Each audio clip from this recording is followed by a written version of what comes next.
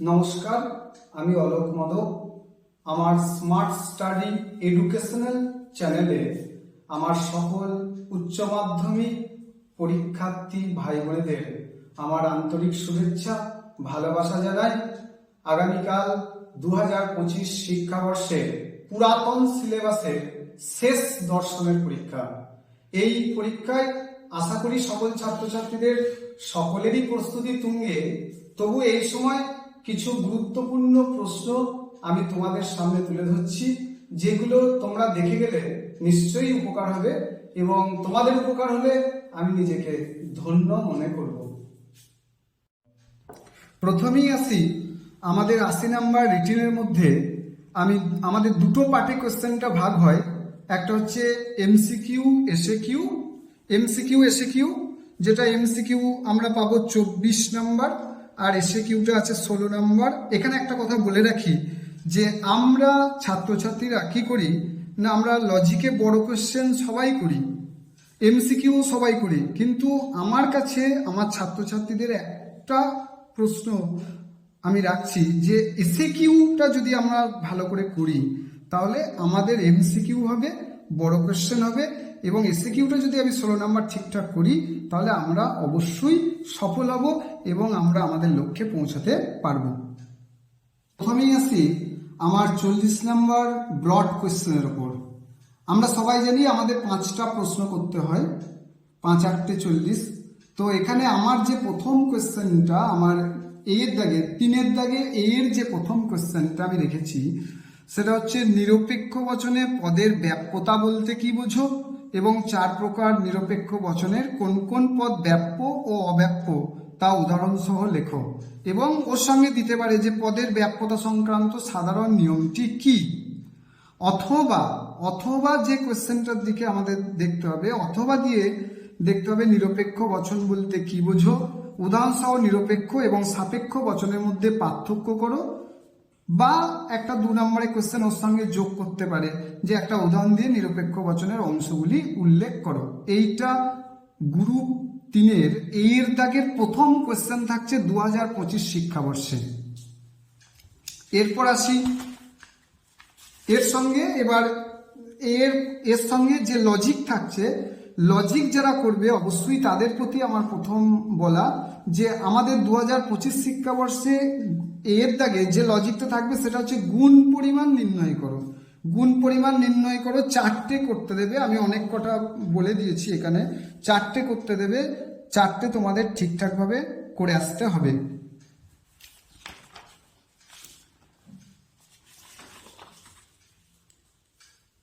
তিনের দাগে বি এর প্রশ্ন, অর্থাৎ বড় কোশ্চেনের দ্বিতীয় যে প্রশ্ন যেখান থেকে থাকবে, অমাধ্যম অনুমান চ্যাপ্টার থেকে থাকবে। অমাধ্যম অনুমানে আমাদের কোশ্চেন থাকবে কি, আবর্তন কাকে বলে, আবর্তনের নিয়মগুলি উদাহরণ সহ উল্লেখ করো, এ বচনে সরল আবর্তন সম্ভব নয় কেন, বা এ বচনে সরল আবর্তন হয় এমন কয়েকটি ব্যতিক্রমী দৃষ্টান্ত দাও।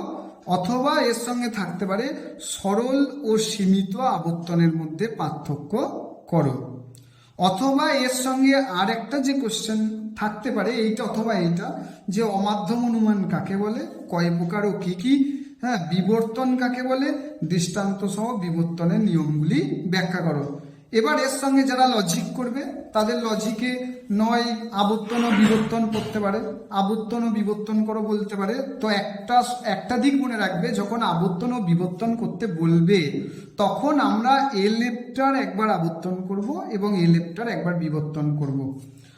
অথবা আবার বিবর্তনের আবর্তন করতে দিতে পারে, বিবর্তনের আবর্তন করো বললে আমরা প্রথমে এলেপ করব, এলেপ বাক্যটাকে বিবর্তিত করে যে বচনটা পাবো সেই বচনটার আবর্তিত করব। আমি কতগুলো উদাহরণ এখানে দিয়ে রেখেছি তোমাদের সুবিধার্থে। এরপর আসি, আমাকে 3-এর দাগে যে কোশ্চেন করতে হবে আমাদের পঞ্চম অধ্যায় নিরপেক্ষ ন্যায় চ্যাপ্টার থেকে।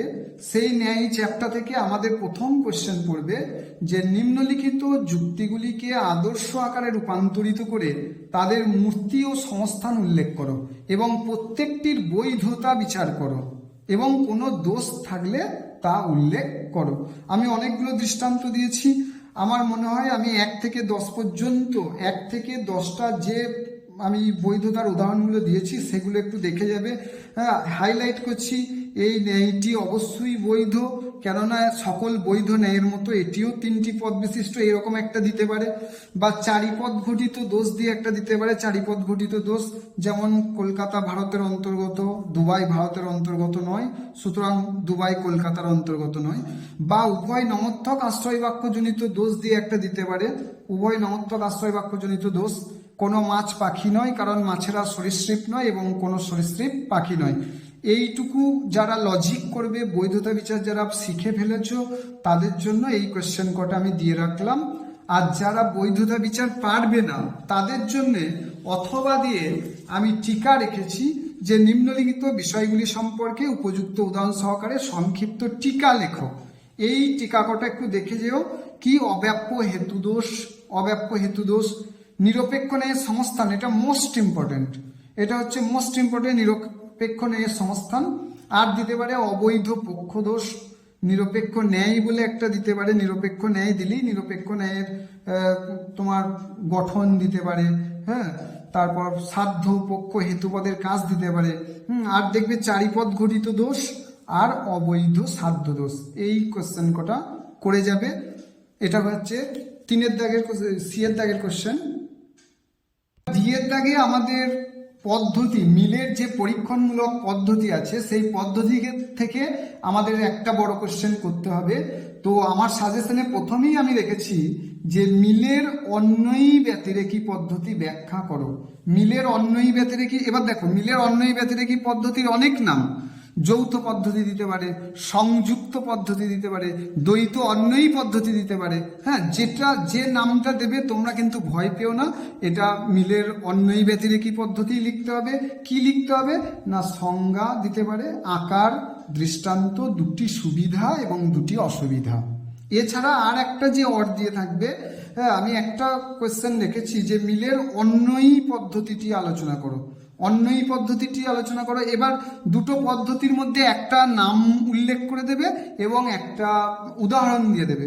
তো আমি একটা উদাহরণ রেখেছি, মানে উদাহরণ দৃষ্টান্ত স্বরূপ, যে এরকম যদি পড়ে যে যখনই আইসক্রিম খায় তখনই গলায় ব্যথা হয়, সুতরাং আইসক্রিম খাওয়ায় গলায় ব্যথা হওয়ার কারণ।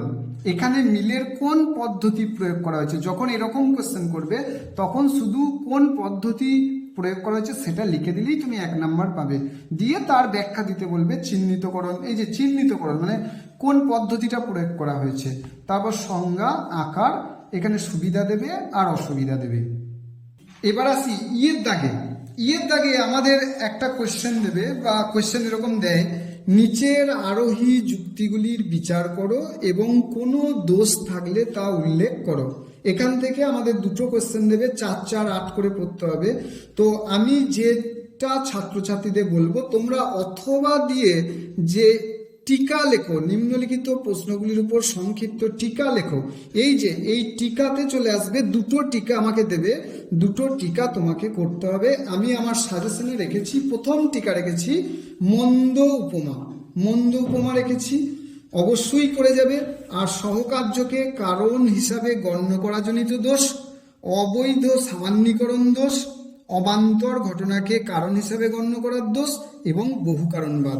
তার মধ্যে আমি হাইলাইট করছি মন্দ উপমার সঙ্গে অবৈধ সামান্যীকরণ দিতে পারে, মন্দ উপমার সঙ্গে সহকার্যকে কারণ হিসাবে গণ্য করার দোষ দিতে পারে, অথবা মন্দ উপমার সঙ্গে অবান্তর ঘটনাকে কারণ হিসাবে গণ্য করার জনিত দোষ দিতে পারে। এই 4টে করে গেলে আমার মনে হয় তোমরা সাকসেস হবে।